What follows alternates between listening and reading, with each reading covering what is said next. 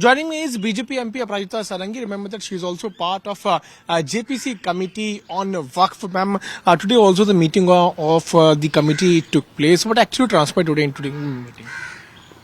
The Joint Parliamentary Committee to deliberate on the Waqf Amendment Bill 2024 met today, and I can say with all conviction at my command that the chairperson, Sri Jagdambika Palji, conducted the entire proceeding in a highly democratic manner. He listened to everybody. He took the amendments proposed by everybody with a lot of maturity, a lot of sincerity and a lot of seriousness. And I can say that this particular committee has been meeting all through, and in every committee meeting there has been tremendous deliberation on different parts of the bill that has been presented by the government. And this committee, as you know, was constituted on 9th August 2024 in the Lok Sabha. And the first date of this committee meeting was 22nd August 2024. Since then till date, there have been more than 34 meetings and more than 108 hours we have sat together and we have deliberated on different dimensions of the bill presented to us.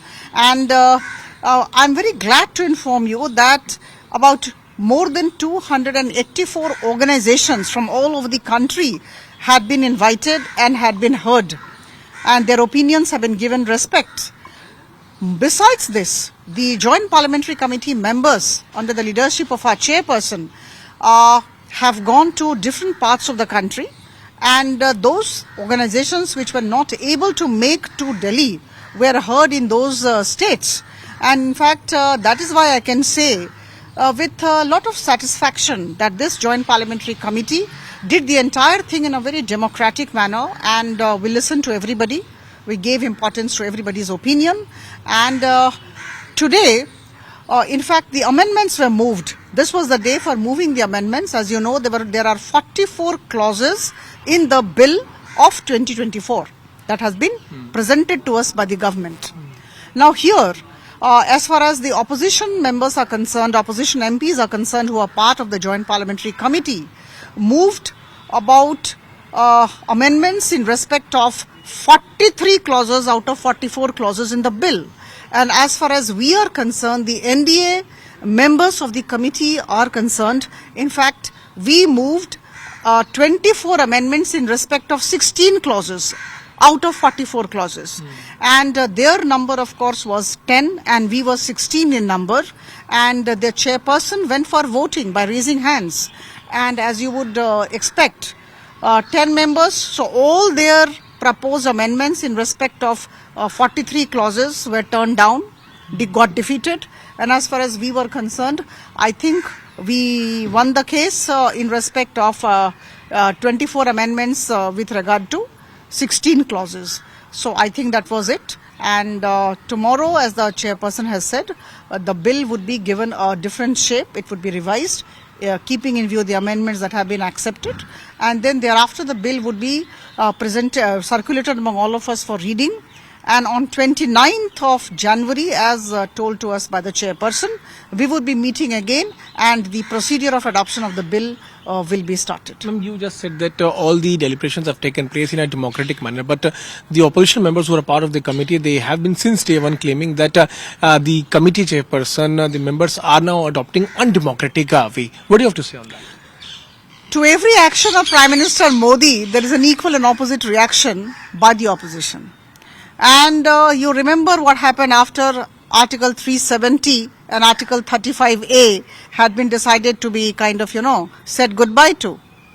And number two, you remember what happened during the Triple Talaq bill when it was tabled in the parliament.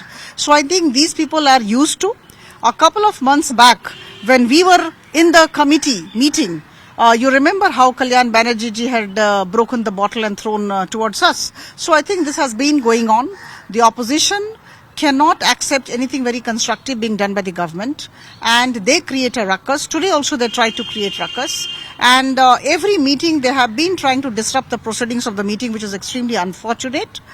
But as far as the government is concerned, I can say with all humility and with all conviction at my command that the government's sole intention is to ensure that the Waqf Amendment Act 2013 and the Principal Act 1995, which have been kind of, would be amended with the introduction of these 44 clauses, should work well. We need efficient management of the Waqf properties across the country.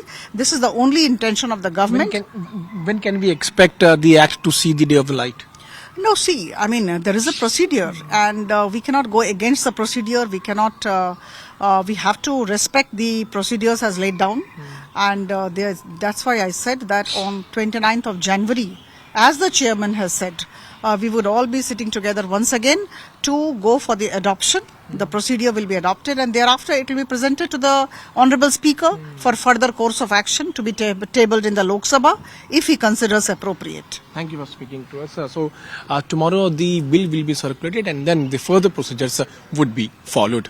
With video journalist Pradeep Gupta, I'm Piyush Mishra in Delhi for India Today.